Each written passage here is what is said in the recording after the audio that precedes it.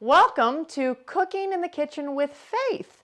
This is just going to be a super quick, not very edited video so that you can get an idea of how to make some really hearty breakfast cereal, food prepping, and if it's one person, there's one person that eats this granola in my house, this bowl will last her a month. If there's two, it's going to last about 2 weeks, just so you kind of can get the gist of it.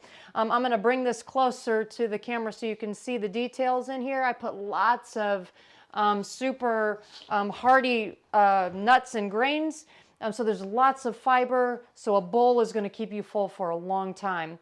I'll link the recipe at the end of the video. So I put a whole container of quick oats. You can use old-fashioned oats. That gives it a little more fiber as well. I just find that the quick oats kind of cook more completely and become crisper faster. So, you know, if you want that granola to be nice and crisp. I add lots of seeds and nuts to it. We add pumpkin seeds, sunflower seeds, flax seeds, and then I add coconut, unsweetened of course, because you're going to sweeten it later. And then I add pecans, walnuts, almonds, and then for special treats, when they're on sale, I get macadamia nuts. They're lovely if you chop them up in here.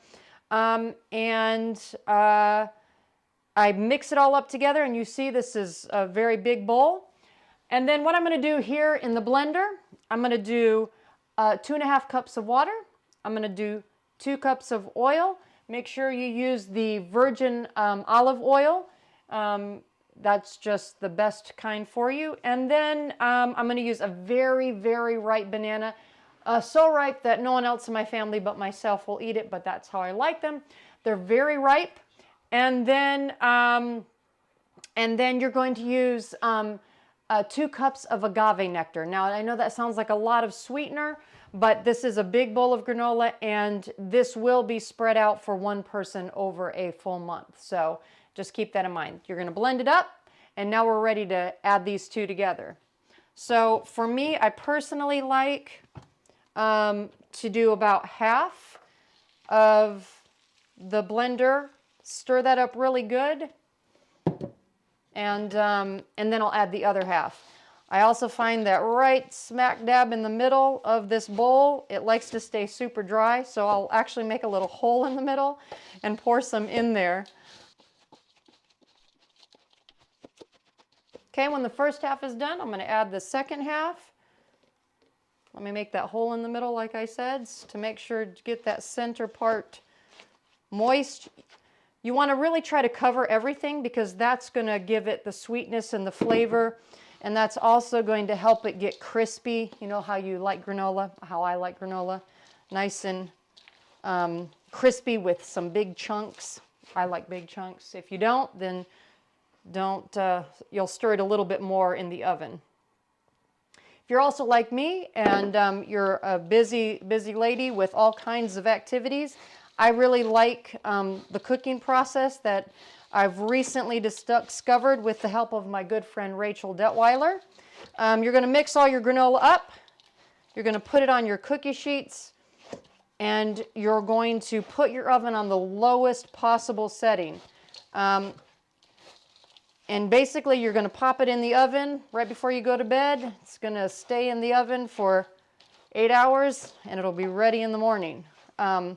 I'm obviously doing this on a Sunday morning, so hopefully by the time I go to bed, it'll be done.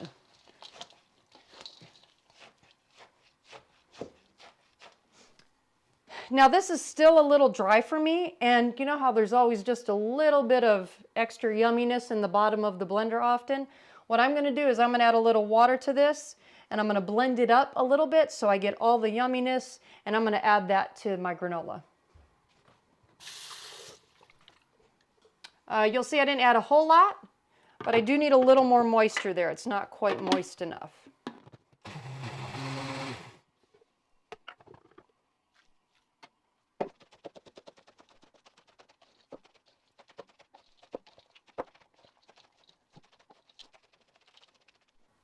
As you can see, it's pretty moist. I don't know if you can see the the glare from the moisture, but you want it pretty moist. And then once it's all mixed in, you're going to divide it in half.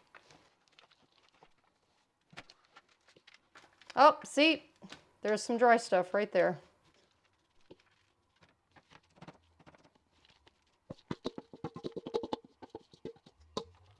You want to spread it out evenly so it's all over the cookie sheet evenly. No need to spray the cookie sheet ahead of time or anything like that. And I'm a stickler for getting everything off of my spatula because those are several spoonfuls right there. Guys, no waste, no waste.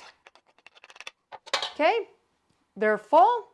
I actually have mine set a little higher than the lowest one. Normally if I leave it in overnight and I'm not going to be able to check on it because I'm going to be sleeping, I'm going to turn it down to 170 and let it cook all night. But I have it on 190 right now because I will come back and check several hours from now just to see how it's doing. And there you have it, granola.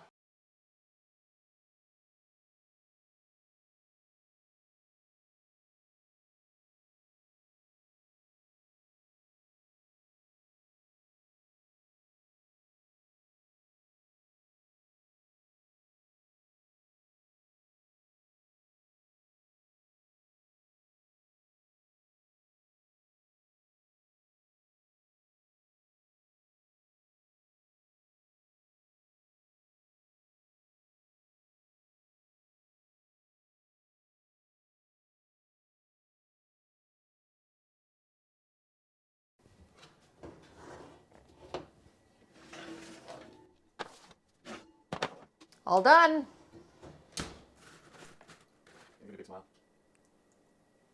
Hey guys. So when I turned off the oven last night, the center of the cookie sheets were still a little moist. So I just turned off the oven and I left them in overnight and they are perfect this morning.